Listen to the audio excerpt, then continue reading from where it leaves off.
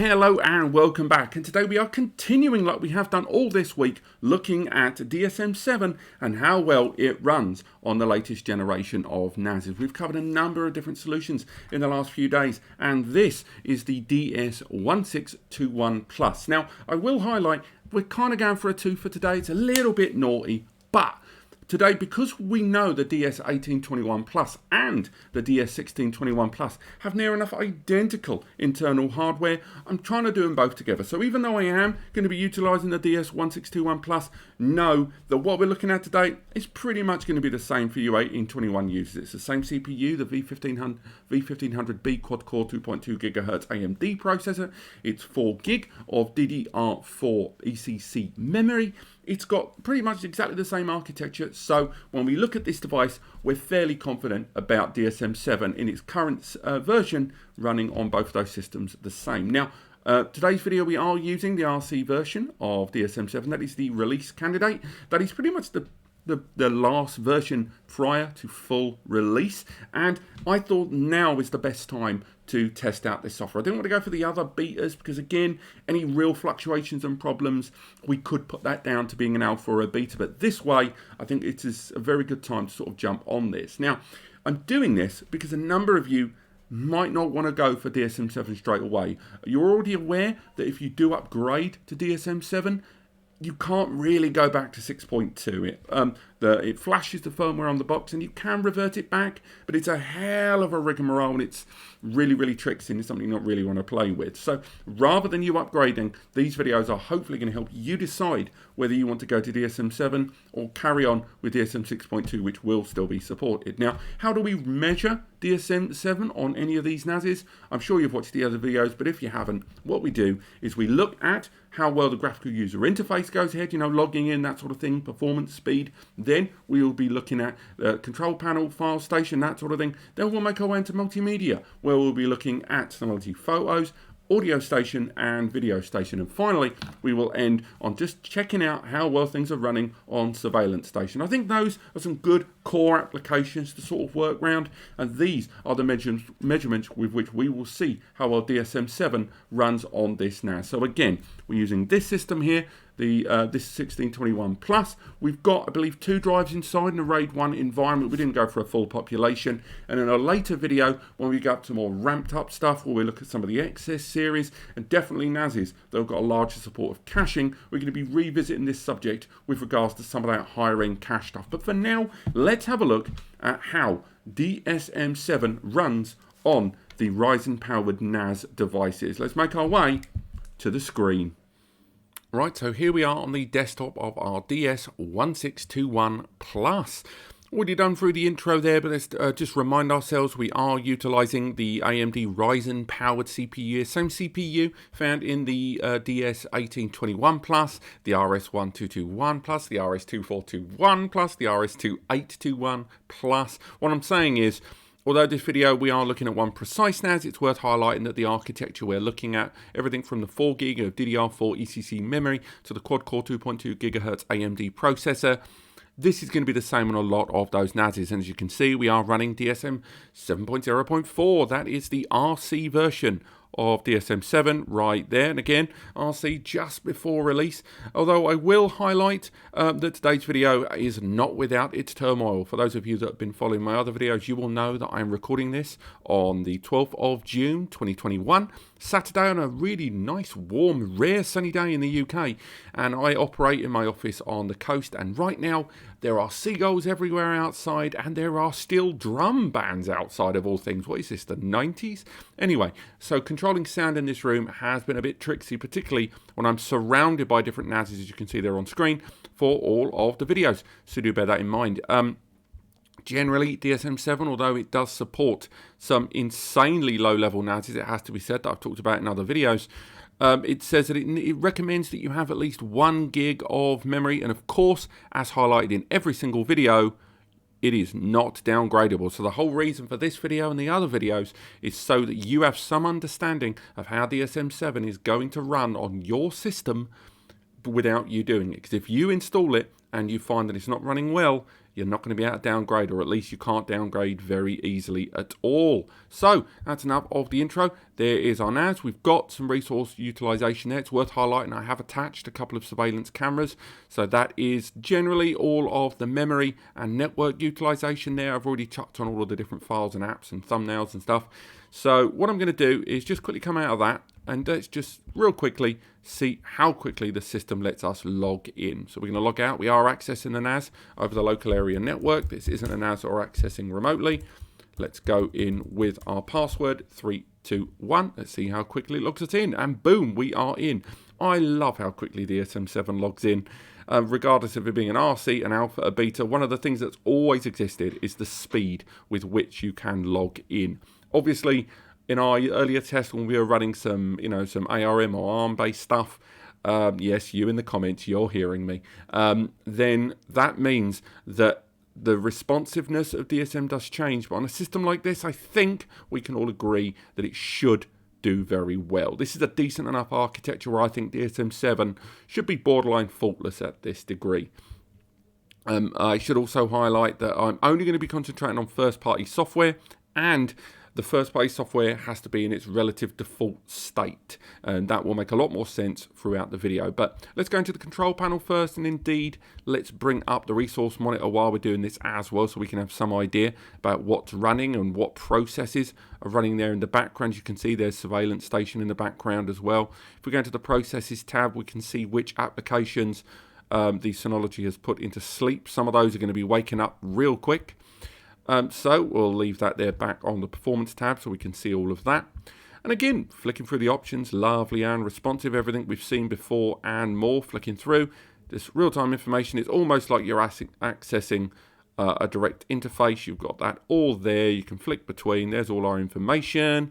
We can flick through it lovely and quickly. And again, this video is not about showing you the contents of this. We've already done DSM 7 overviews. Today's video is about showing you the responsiveness of the system in DSM 7. And of course, when the full stable release is fully available, which is basically the version we're looking at, the RC version, Silver, then, we're going to be revisiting this for some full tutorials and overviews. But for now, I think this is absolutely fine.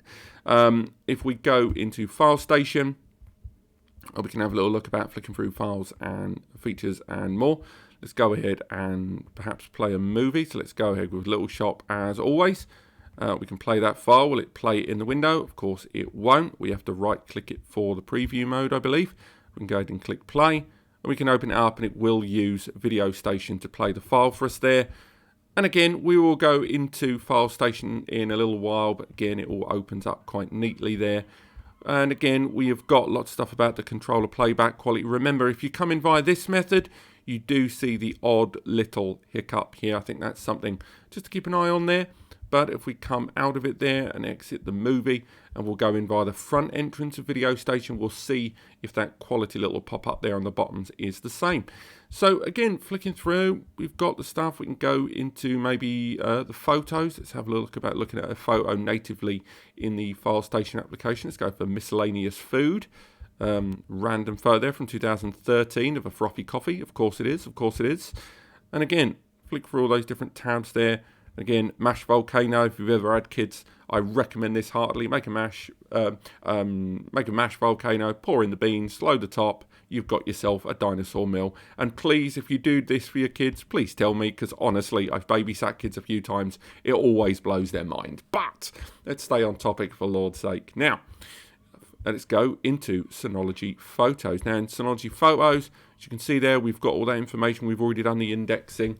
I've already highlighted this in other videos. I do like the way that not only Synology Photos, but moments before it, was able to play live photos and GIFs directly within the web browser, something that I don't think they get enough credit for. If we go into some of these photos and find out more information, it's trying to avoid one that has a filter, because what we don't want is the metadata to have been stripped away. So go into this one here, find out some more information, go into the info tab. Oh no, it hasn't indexed that information yet. We can zoom in. It's still a pretty good quality photo there. But what you may have noticed if we go into the albums tab is the people tab here. So again, lovely, nice, easy, straightforward stuff. So we go ahead and enter a person here. Name that. We'll find another picture of Charlie. Go ahead and open up all of those photos of different people there. We can go ahead, scroll down, and then we can add people nice and easily and quickly and just throw them into the mix. So again, adding people completely. I can't immediately see another photo of Charlie there, so we're just going to use good old Gerard. We've mentioned him in previous videos, of course. You can find him there, find another picture of Gerard there, just type the G, find Gerard, merge the photos, bang, and there you go. If we go into the Places tab, we can have a little look there, and we can see straight away, going through it, we've got all the different locations as well. So we can go with one there. Let's go for something geolocation. We've got the United Kingdom tag there, but there are still other locations still to go.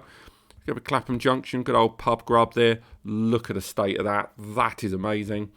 And again, lots of that metadata has been scraped there already in the background. All about the type of photo, where it was taken, the ISO, the device, everything that you're looking for there. Lovely stuff. I'll be honest, I could not get enough of that steak. I don't know why I zoomed in on the greens. So let's leave the Photo Station application, make our way into another application there. Let's go and very quickly check the Audio Station tab. And again, we're trying to be, play the game here with YouTube and not play any music. But I think we should play something. We're going to go for Rise of the Robots. Anyone that ever played that game and what an absolute Larry letdown it was for as a marketing fail. But again, play nice and quick. All the way through. Absolutely fine. We got that sorted all the way through. Remute the laptop. Next, we're going to go into Video Station there. We've done photos, we've done music. Let's look at video. And again, as previously mentioned, we are using the standard stock setup there. So we aren't enabling metadata scraping there. And again, one thing with DSM 7 at the moment, it seems to push for the API key, something that I didn't see as much before. Generally, the third-party services you could get without manually entering an API key. So I'm not sure what's changed there. So I've left that as standard because I don't want to create a user setup that may be different for you guys. But again, we're going to click the same files we always click. The matrix will go along there.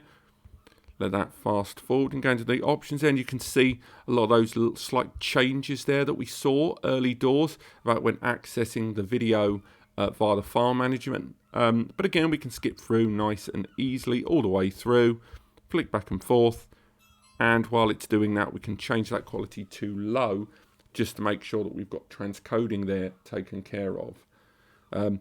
But with the transcoding there happening in the background, that's all being done. And again, we know this NAS can transcode. We've done our Plex Media Server testing. We've done lots of different tests on this before. So we're going to exit that video there. And now we're going to make our way into Surveillance Station to check the camera recording quality. Let's open up Surveillance Station. So here we are. We'll open up the live feed. And this will give us the two camera feeds there at the top of the screen. I'm going to put my hand in the air. 3, 2, 1, go.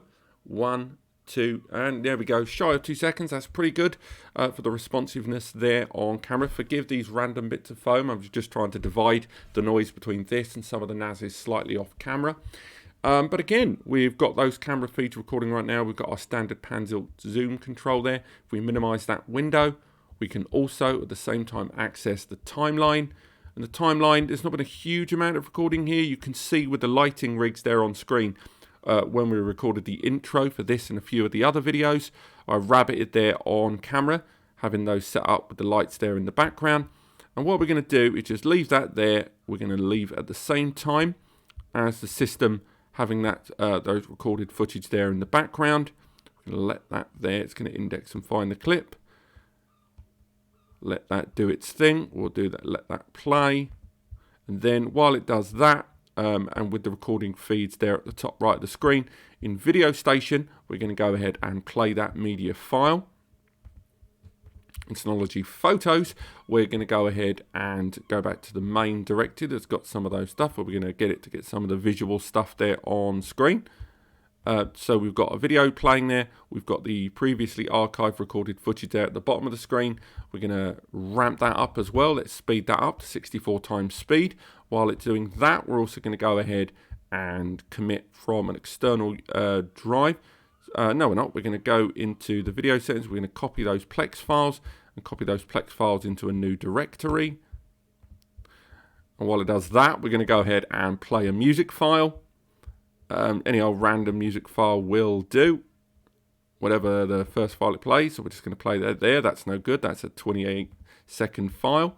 So we're going to leave that to play the file in the background.